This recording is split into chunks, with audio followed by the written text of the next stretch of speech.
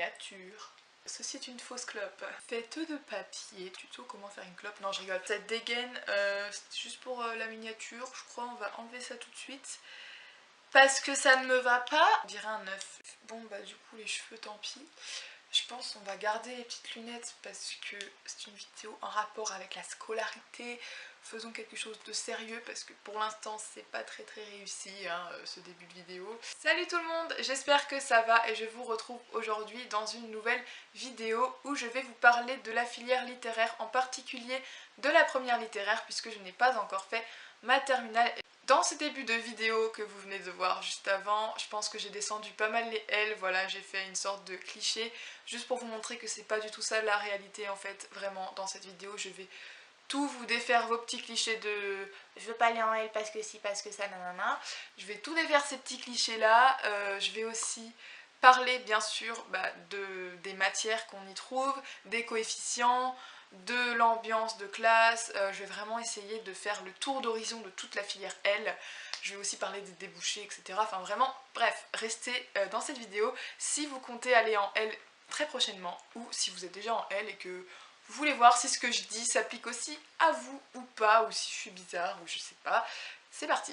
Avant toute chose, je vais parler vite fait de mon petit parcours scolaire. Donc il faut savoir que depuis que je suis en 6ème et que je pense aux filières, etc., je me suis dit, vas-y Julie, t'iras en S. Tous mes profs me disaient t'iras en S, mes parents me disaient t'iras en S, toute ma famille me disait t'iras en S. Et au final arrive la seconde, le dernier jour de classe. Ils nous ont fait en fait une immersion, genre pour ceux qui voulaient aller en S, ils nous ont fait une immersion en S, pour ceux qui voulaient aller en L, pour ceux qui voulaient aller en ES, pour ceux qui voulaient aller en pro, etc. Vous avez compris. Et donc moi, je suis allée en immersion en S, et là, voilà du coup un des profs que les S ont qui se pointe et qui fait, bon bah voilà, on va commencer le premier chapitre de l'année prochaine, juste petit aperçu comme ça. C'était du chinois, je me suis dit je vais crever, je vais pas tenir 2 ans comme ça, je vais avoir trop de pression, ça va finir en crise d'angoisse H24, enfin vraiment c'est pas pour moi du tout la S. Et je suis sortie de là et je me souviens que je suis allée voir la directrice sans même en parler à mes parents pour lui dire je suis désolée, je m'en fous, je vais en L parce que j'avais beaucoup de mes potes qui étaient allés en immersion en L et qui avaient dit non mais c'est trop bien et tout. Franchement on va s'éclater tout ça parce qu'ils avaient vu le programme en fait et le programme avait l'air vraiment cool. Moi aussi je me disais putain mais la chance et tout. Du coup j'étais allée voir et du coup j'ai été changée de filière, mes parents ont été d'accord tout de suite. Et pareil, en milieu d'année, etc., à des moments j'avais quelques petits doutes. Je suis passée par toutes les étapes, j'ai voulu aller en ST2S, en ES, en S, puis de nouveau en ES, puis de nouveau en S, puis de nouveau en ST2S, enfin bref, n'importe quoi. Et au final, je me suis retrouvée en L. Je pensais que je n'avais jamais allé en L parce que je me disais je ne suis pas une littéraire, voilà, même si j'adore lire des bouquins, qu'apparemment d'après les profs j'ai un bon style d'écriture, j'ai des bonnes notes en français, enfin etc. Je veux dire j'avais à peu près tout ce qu'il faut pour aller en L, mais je ne voulais pas aller en L. Je ne sais pas pourquoi, mais au final j'y suis allée et je ne regrette absolument pas, donc c'est pour ça que je vais tout de suite passer avec le profil d'une bonne L ou d'un bon L. Pour aller en filière littéraire, alors déjà il faut avoir de la culture générale ou avoir envie d'apprendre plus. Voilà, donc ça c'est vraiment très important de vouloir s'intéresser un petit peu à tout. C'est comme pour la ES, c'est pareil, il faut s'intéresser un petit peu à tout. Ensuite, qu'est-ce qu'il faut? Il faut aussi aimer lire, parce que vraiment, si vous touchez pas un livre de l'année, qu'est-ce que vous allez faire en L en fait, tu vois? Enfin, vraiment, donc si vous aimez les livres, que vous aimez les matières plus littéraires, c'est-à-dire ce qui touche aux langues, à la réflexion, à l'histoire-géographie, au français, etc. Vraiment foncez, allez en L, c'est pour vous. C'est ça le plus important pour un L. Après le reste c'est vraiment que du détail. Voilà, soyez intéressés, aimez écrire, aimez lire, aimez réfléchir et tout se passera bien pour vous. J'ai bien envie de vous parler aussi des petits clichés qui circulent sur la filière L. Déjà le cliché du style bizarre. Alors je vous avoue que quand on est en L, on est vachement influencé par ce qu'on lit, par ce qu'on entend, par ce qu'on voit partout, etc. Enfin perso moi c'est comme ça que je le vois. Dans ma classe, on n'a pas non plus des styles de fou, genre dreadlock, pantalon déchiré, comme je sais pas quoi. collants bizarres, enfin bref. Non, on n'a pas tous ces délires là, mais on a quand même des petits délires, enfin je veux dire, on a quand même pas mal changé de style par rapport à l'année dernière. Franchement, je trouve que ça s'applique pour les 3/4 des gens de ma classe, qui l'année dernière n'avaient pas du tout le même style que cette année. Et d'ailleurs, je vous l'avoue, j'en fais partie.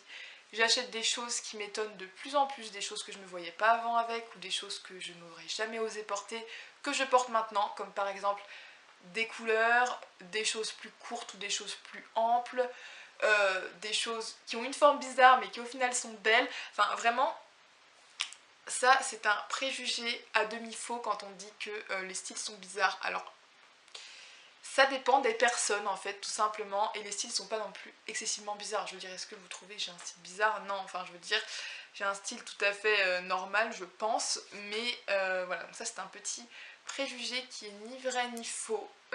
Ça dépend juste de vous, ça dépend des gens, ça dépend du regard, ça dépend de la notion du beau, philosophique, que j'aurai l'année prochaine. Autre préjugé, tous ceux qui vont en L, ils vont parce qu'ils sont nuls en matière scientifique ou parce qu'ils n'aiment pas les maths. Alors sachez que c'est faux, parce que par exemple, dans les spécialités, j'en reparlerai plus tard, moi j'ai pris mathématiques parce que je voulais absolument pas arrêter les maths, parce que je me disais c'est quand même quelque chose de super important.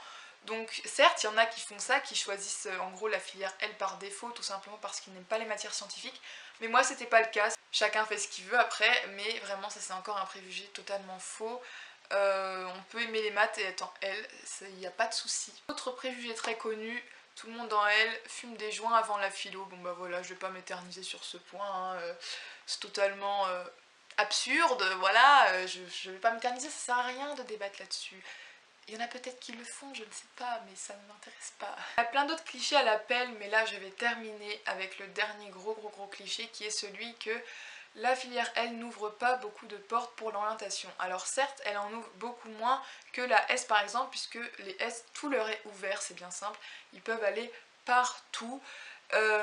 Les ES à peu près partout sauf au domaine médical, et par contre les L ne peuvent pas aller dans le domaine de l'économie ni dans le domaine scientifique. Mais il y a des exceptions, comme par exemple moi, pour ceux qui ne savaient pas, je veux devenir nutrithérapeute plus tard, donc il s'agit en fait d'une diététicienne qui prend en charge les troubles du comportement alimentaire au niveau psychologique et physique, et donc vous vous dites, elle veut faire quelque chose dans la nutrition, etc. Pourquoi elle n'est pas en ST2S ou en bac pro nutrition ou en S? Eh bien parce que je m'étais renseignée et j'ai changé de filière du coup au dernier moment pour aller en L parce que je savais que ce métier est ouvert à toutes les filières. Donc voilà, c'est aussi en fonction de ça qu'il faut choisir votre filière. Si vous voyez qu'il y a le métier de vos rêves qui n'est pas accessible au L, bah n'allez pas en L en fait. Mais je veux dire, maintenant on voit de plus en plus de métiers qui sont vraiment, qui ont des formations adaptées vraiment à toutes les filières pour vraiment que tout le monde ait sa chance dans le monde du travail. Et voilà, vraiment ça ouvre quand même beaucoup de portes dans le domaine du spectacle, de la sociologie, de la psychologie, même traducteur, c'est ouvert à vous, présentateur télé, enfin je sais pas, il y a plein de choses, ça je pense que vous pouvez trouver sur internet. Sachez qu'il existe des tonnes et des tonnes et des tonnes et des tonnes de métiers dont vous ne connaissez même pas le nom, qui proviennent de la filière littéraire. Maintenant, on va parler un petit peu des matières qu'on retrouve dans la filière littéraire. Donc déjà, on va retrouver pas mal de matières qu'on avait déjà en seconde et même au collège, à savoir les langues, par exemple l'anglais et l'espagnol ou l'allemand ou l'italien ou les lauréates sur l'ordinateur, etc. On va retrouver de l'histoire-géographie, du français et des sciences, mais les sciences, on n'a que 1h30 par semaine. Enfin moi il y a eu un bug dans mon emploi du temps, du coup toute l'année j'ai eu 2h30 par semaine, mais ça m'a permis de finir le programme pour réussir mon bac sciences, donc je m'en plains pas trop, mais voilà. Dans cette 1h30 de sciences, on retrouve de la physique et de la SVT. Je sais pas si c'est comme ça dans tous les établissements, mais dans le mien, une semaine sur deux j'avais physique en demi-groupe et une semaine sur deux j'avais SVT en demi-groupe. Et la petite heure qui traînait en plus servait pour le chapitre féminin-masculin de SVT, voilà si vous voulez tout savoir. Donc ça c'est un peu une nouveauté de cette année en fait, puisque l'année d'avant on a SVT à part de physique, mais là c'est quelque chose qui est condensé et qui est en parallèle en fait pour le bac. En nouvelle matière, en plus des sciences, on va avoir les spécialités. Donc normalement les spécialités se choisissent en terminale pour ce qui est de la filière scientifique et de la filière économique, mais pour les L il faut la commencer dès la première parce que par exemple moi qui ai pris maths, il faut que j'ai le même bagage de maths que les ES à partir de la première, tout simplement parce que je passe le même bac de maths que les ES. Donc si je loupe l'année de première, je loupe la moitié de mon bac, c'est logique. Donc on a le choix, en tout cas dans mon lycée c'est comme ça, entre espagnol, anglais et maths. Mais cette année, comme on n'était que deux à vouloir faire espagnol, dont moi du coup dedans, et bah ça n'a pas été ouvert parce que c'était pas assez du coup pour faire cours, donc il n'y a eu finalement que anglais et maths. Donc moi j'ai pris maths, on n'est que 4 dans ma classe à avoir pris maths sur 13, à peu près 12 ou 13 je sais plus. Donc c'est vraiment pas beaucoup, mais voilà, je trouve franchement que c'est un indispensable. Moi je voulais pas arrêter les maths totalement. Donc voilà, j'ai repris maths et franchement je regrette pas parce que je comprends à peu près tout, j'ai des bonnes moyennes et tout ça.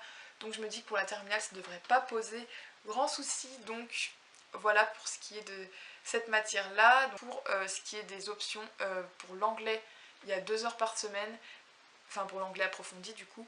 Et pour ce qui est des maths, on a 3 heures par semaine. Et l'année prochaine, ce sera 1 heure de plus à chaque fois. On a aussi ce qu'il s'appelle l'ALELE. Donc l'ALELE, c'est la littérature étrangère en langue étrangère. Donc il s'agit en fait d'études de textes en anglais tout simplement. Et c'est des textes assez sympas. On a par exemple du Edgar Allan Poe, on a du Shakespeare. Enfin vraiment, on fait des choses diversifiées, des petites séquences bien sympas. Et puis je veux dire, c'est vraiment tranquille, c'est à la cool, enfin on regarde des films, on discute, enfin c'est vraiment une heure super agréable, donc ça on a 2 heures par semaine. On retrouve aussi la littérature, donc ça la littérature c'est que pour ceux qui sont dans une classe comme la mienne où on est peu nombreux et que du coup on est mélangé avec les ES parce qu'ils sont peu nombreux aussi parce que j'ai un petit lycée. Et donc pendant que les ES vont en SES, nous, les L, on va en littérature et en fait c'est de l'approfondissement de français. On étudie plus de textes que les ES parce que forcément pour le bac on doit en avoir plus que les ES. On doit en avoir entre 30 et 40 pour ce qui est des L. Donc ça j'en reparlerai quand je parlerai du bac tout à l'heure. Et bien sûr on retrouve le sport et aussi la DNL. Donc ça en fait c'est pour de l'histoire-géographie en langue étrangère. Donc on a DNL anglais, allemand ou espagnol. Et dans mon lycée on a pas la DNL allemand, mais on a la DNL anglais et la DNL espagnol, dont je fais partie. Donc voilà, on retrouve à peu près les mêmes matières, peut-être que j'en ai oublié une ou deux, mais il n'y a pas vraiment de changement par rapport à la seconde, si ce n'est les nouvelles matières que je vous ai énoncées juste avant. Alors là, après toutes les matières que je vous ai dites, je pense que vous vous demandez la philo, où est-ce qu'elle vient, quand est-ce qu'elle vient, etc.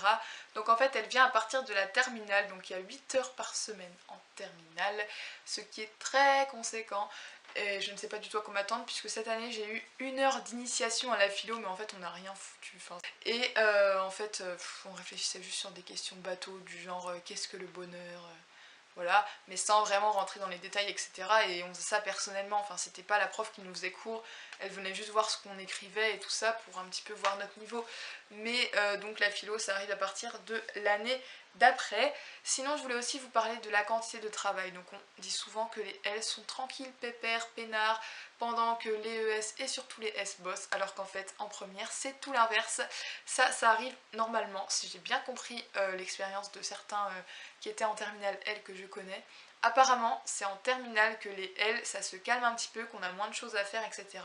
Parce que franchement cette année j'étais submergée de devoirs, j'en avais plein. Pendant que les S et les ES, mais surtout les S quand même, ils étaient là à dire oh bah moi je fais rien ce week-end, qu'est-ce qu'on fait et moi j'étais tout le temps là à dire bah ouais mais moi je travaille, enfin parce que tout simplement on a l'option, enfin la spécialité qui pour les S et les ES arrive en terminale, nous on l'a dès la première donc déjà on a 2 heures voire 3 heures de plus que les autres. On a aussi de la littérature en français et donc en anglais, donc ça nous fait aussi 4 heures de plus. On a, enfin vraiment, on a beaucoup de choses qui font qu'on a plus de cours que les autres. Mais en terminale, apparemment, c'est beaucoup mieux parce que c'est les autres qui ramassent pendant que nous, on est tranquille. Donc c'est cool. Je vais maintenant parler du bac, forcément. Donc que ce soit au niveau des ES ou des L, on doit passer en plus du bac français oral et écrit, le bac sciences écrit. Donc je l'ai passé il y a quelques temps. Franchement, il ne faut pas beaucoup de connaissances, il faut juste de la déduction et écouter en cours. Et franchement, si vous faites ça, votre bac, je pense que c'est dans la poche. J'ai pas encore les résultats à l'heure où je filme cette vidéo, mais c'est vraiment des choses assez simples. En fait, on trouve les réponses dans les documents annexes qui sont donnés avec le sujet bac. Donc vraiment, c'est pas quelque chose qui fait super peur, il faut surtout pas vous inquiéter pour le bac sciences. Et c'est une épreuve qui dure 1h30 et pour le coef, franchement je suis trop nulle pour les coefs, c'est pour ça que je vous les dirai pas pour toutes les matières. Je sais juste que la philo c'est coef 7, voilà, c'est tout ce que je sais, enfin il me semble, je suis même pas sûre. Je sais que l'oral de français c'est coef 2 et que l'écrit c'est coef 3, et les sciences, il me semble que les sciences ça doit être coef 2, mais je suis pas sûre.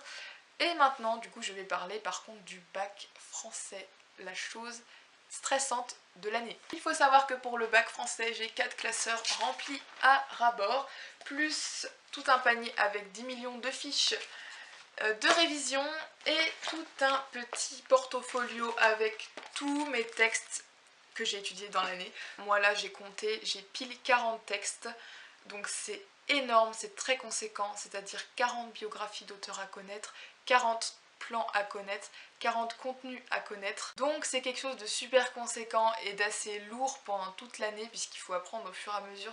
Pour ce qui est de l'écrit par contre, on a une question de corpus et au choix une dissertation, une écriture d'invention ou un commentaire. Donc ça ne change pas des S et des ES, sauf que les S et les ES ont le même sujet il me semble, pendant que nous les L on en a un plus compliqué du coup et qui porte sur un autre objet d'étude.